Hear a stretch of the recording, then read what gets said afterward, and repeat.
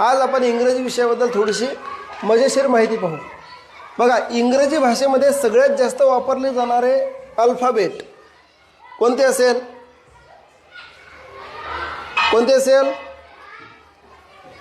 बरोबर, कोणते? ई. कुठलं? ई. ई. सगळ्यात जास्त वापरले जाणारं कोणतं आहे? ई. याला परत मी घट्ट करतो थोडंसं. ई. ई हा अल्फाबेट सगळ्यात जास्त वापरल्या जाते. इंग्रजीचं पुस्तक तुम्ही जर चाललं तर सगळ्यात जास्त वापरला जाणारा कोणता अल्फाबेट आहे? ई. त्यानंतर दुसरा आहे, इंग्रजी भाषेमध्ये सगळ्यात कमी वापरले जाणारे अल्फाबेट आहे झेड. जे आपण पाहिलं होतं झेड. झेड हा सगळ्यात कमी वापरले जाते. तुम्ही जर इंग्रजीचं पुस्तक चाललं तर त्याच्यामध्ये सगळ्यात कमी कुठला आहे? झेड आहे.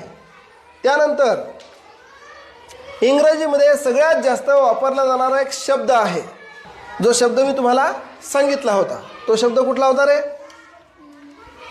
द. द. हा शब्द इंग्रजीमध्ये जगामध्ये सगळ्यात जास्त वापरला जातो.